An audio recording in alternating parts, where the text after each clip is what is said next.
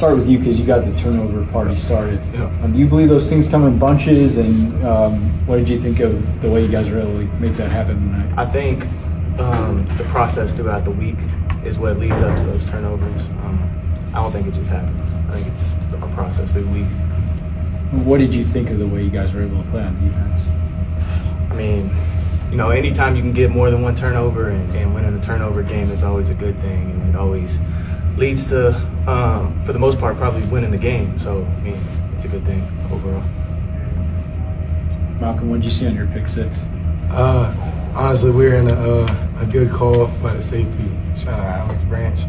But, you know, they've been running out routes all day, and I wasn't, you know, playing them super tight, and I just knew, like, eventually they were going to try to hit one for some short yardage, and I happened to go for it and paid off.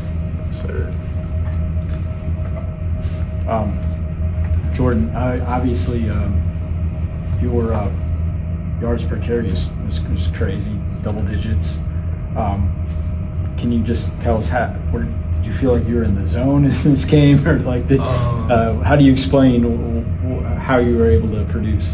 I don't know if you're familiar with the term flow state, but like after my first touchdown, I kind of got in that mode where I was like in the flow, and like I was just feeling the game, so I just got comfortable and I got going. So yeah. What can you say about, you know, all coaches always talk about complementary football. You know, when your defense is forcing these turnovers, and then you guys score, you know, a play later like you did on the first one, or you know, a couple plays later, you guys are able to take that next series and get it in the end zone. Right. Just how important was that to your success? Like you said, it's complementary football. The defense, they get a turnover, or like they try to run a fake punt, and we got a big stop there. It just makes it a shorter field for the offense, makes it easier for us to score. You know, our coaches always tell us the closer we start to the end zone, the higher percent of chance we have to score the ball.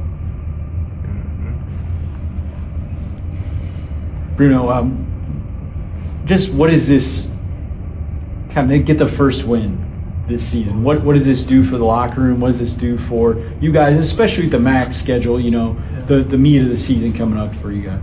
I think getting the first win is obviously really, really good. I think we was really close last week, and we always said that we just got to keep fighting.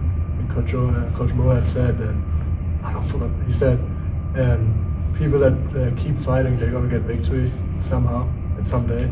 And we just put our head down, got to work, had an awesome week of practice, and did all the little things right, like how it looked so awesome. We always had full attendance, and I feel like this is the bomb that exploded today, because like there was a lot in the back pocket that we had. We couldn't show it out for different reasons the last couple of weeks, but today, like John said, all three units really played, I wouldn't say perfect, but up to our standards. So we're obviously really happy about this one. Guys always talk about on defense rush and coverage, right?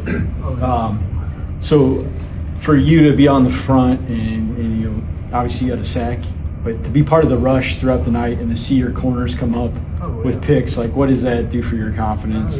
It's awesome. I mean, me and Malcolm just talked before the game. Malcolm came up to me and he screamed in my face, said, "Russian coverage today, Bruno." I said, "Hell yeah." And our coach always say pass defense, it's rush and coverage, and I think we showed it today. I think we got after the QB really good at D-line. I feel like we pushed the pocket back all day. And when you got good corners like these two guys right here, they're just going to make it really hard for the offense, and they're going to get their picks, we're going to get our sacks, and at the end of the day, everybody's going to be happy. Man, shout out to our scout team this week too. Good looks this week. Me and Malk both got picks throughout the week too, so it ended up turning out the way we wanted it. So yeah. Practice habits are game realities. Hey, the second series, their second possession, their second series on offense. It looks like you guys get another 3 and out, and all of a sudden it's a fake punt. Were you surprised they tried it that early at that spot and everything? And what did you think of Somerville being able to come up with it? It wasn't just that they stopped it, but it was an 11-yard loss. You know, our coach always like says like watch for the fakes and stuff.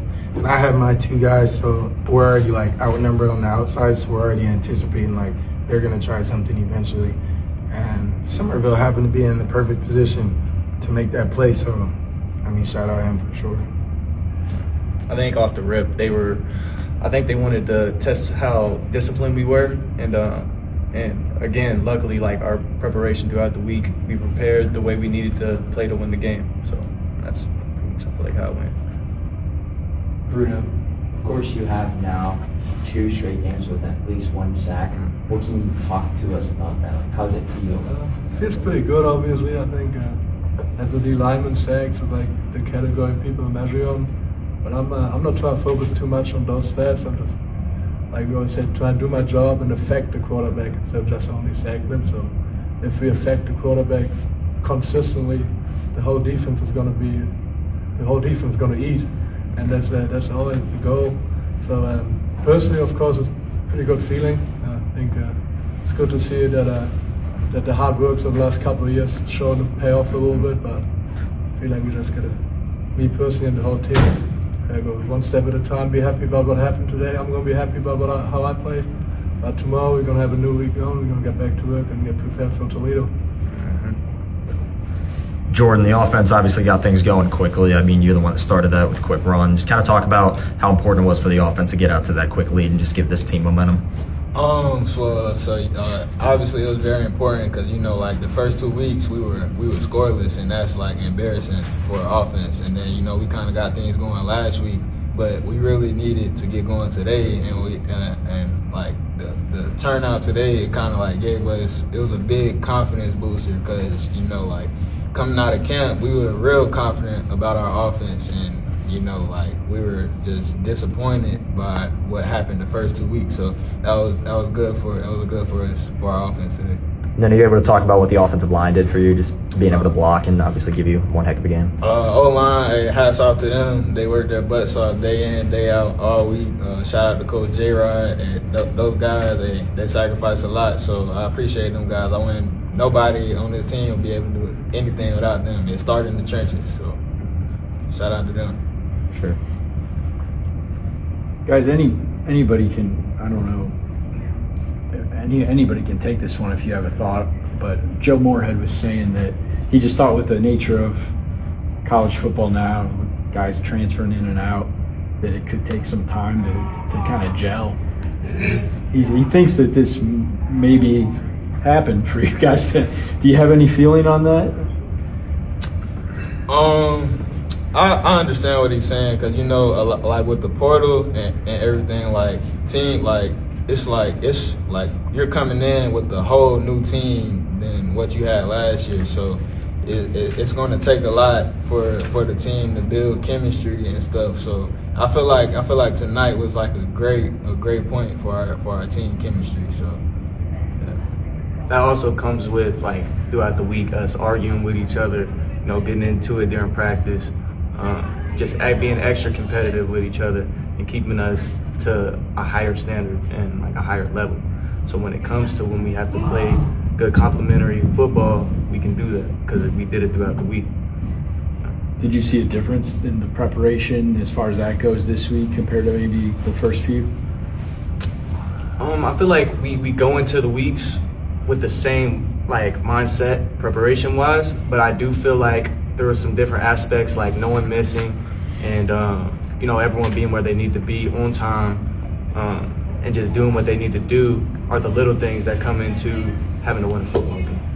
So I definitely think this week was better when it came to that. What was your main takeaway from it? I know, incredibly pleased for our players and the kids. Hard to win a Division I football game. As we've seen throughout the country, and in our conference, FCS teams, you know, have beaten FBS teams, and we knew we couldn't take Duquesne lightly because Coach Schmidt has built a heck of a program there. I believe they were preseason favorite to win the NEC, but main takeaway is I'm happy for our players. Coach Moorhead, Keno Sultan, Stark County Press. The play of the game was Dewalt's interception return for a touchdown. Yeah. That was part of a pivotal 28-point quarter. What happened on that play that allowed your team to really be in the driver's seat the rest of the way? Yeah, Malcolm's a kid that we recruited out of JUCO and has done a really nice job in terms of development and is really starting to play his best football. And I didn't see the replay, but it looked like he was in a man coverage and broke on the ball, got a tip, grabbed it, and put it in the end zone. And anytime he could score a defensive touchdown, it's a huge momentum boost to the entire team and to the defense. And as you mentioned, a pivotal part of a 28-point quarter. Joe, your defense, just your overall thoughts on the defensive effort. That was one of the 3 takeaways, and also you forced 2 turnovers on downs. Right. I think it's part of a bigger picture,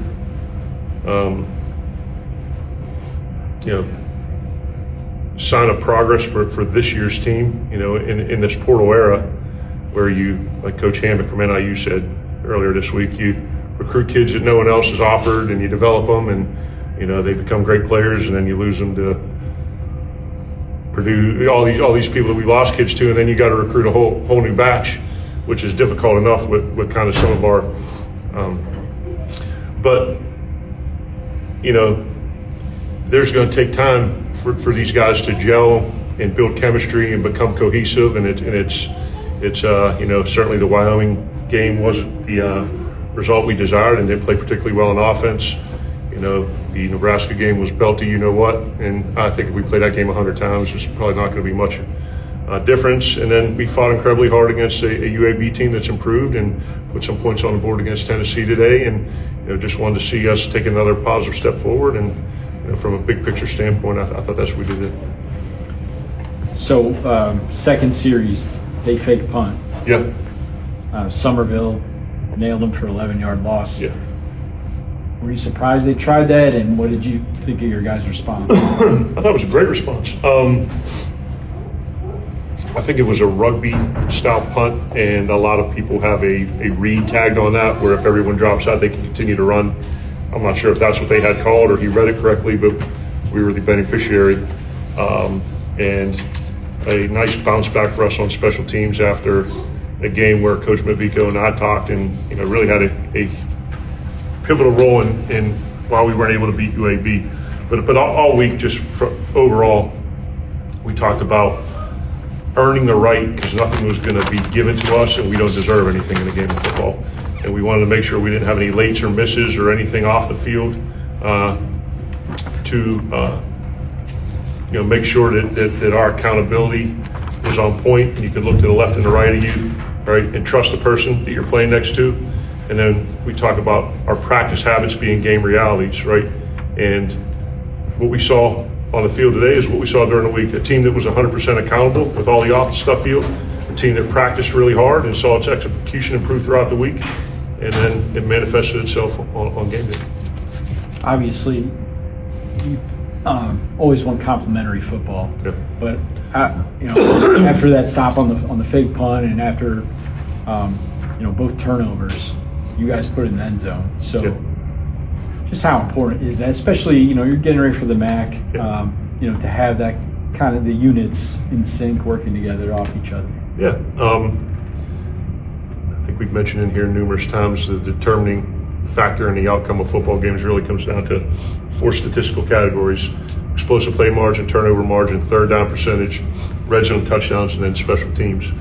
And for us offensively, as we're continue to grow and gel and, like I mentioned, build chemistry, the statistics obviously show that the closer the drive starts to the opposition's goal line, the harder it is to score.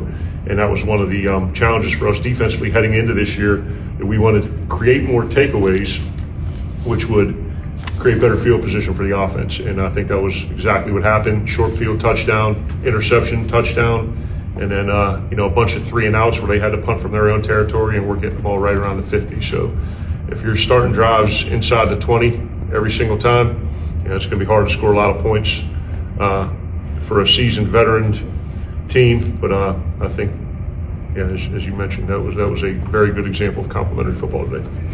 Coach, first of all, congrats on the win today. Thank you.